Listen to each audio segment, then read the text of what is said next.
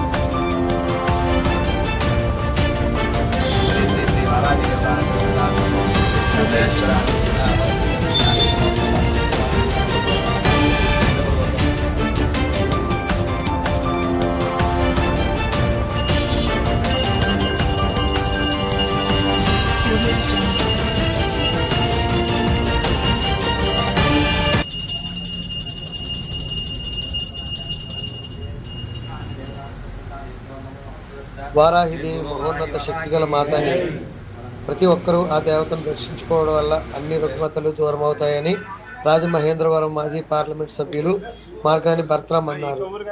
Rajamahendravaram rural కొంతమూరులోని Pamarthi Baburao దంపతులచే నిర్మించబడిన వారాహిపీఠాన్ని బర్త్రామ్ సందర్శించి ఆలయ పూజారిచే ప్రత్యేక పూజలు చేశారు.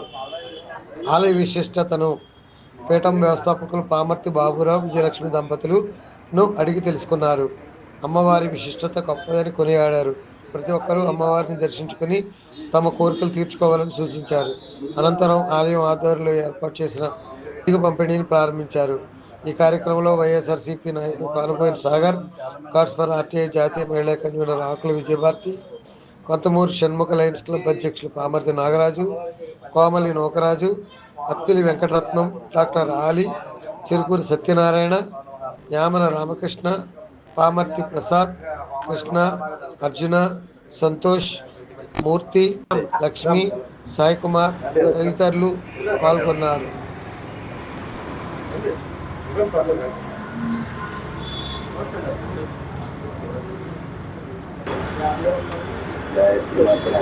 స్థానికంగా కొంతమూరు ప్రాంతంలో వారాహి అమ్మవారి యొక్క దేవాలయాన్ని మరి ఇక్కడ స్థానికంగా వెంకటేశ్వర స్వీట్ స్టాల్ అయిన బాబురావు గారు వాళ్ళ తనయుడు మరి వీరిద్దరూ కూడా ఈ యొక్క అమ్మవారి దేవాలయాన్ని స్థాపించడం జరిగింది.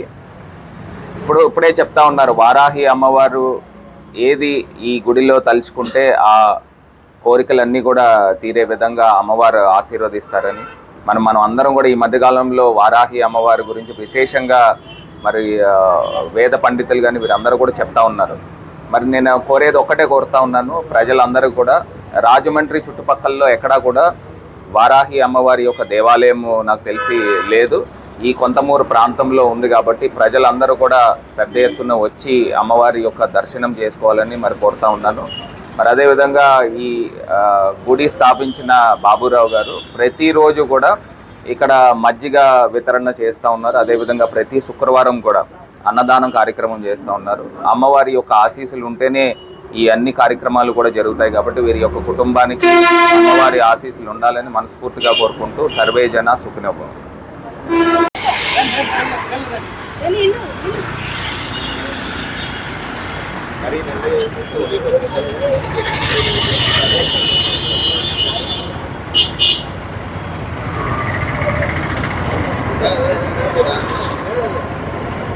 రామకృష్ణ వెళ్ళారండి. రామకృష్ణ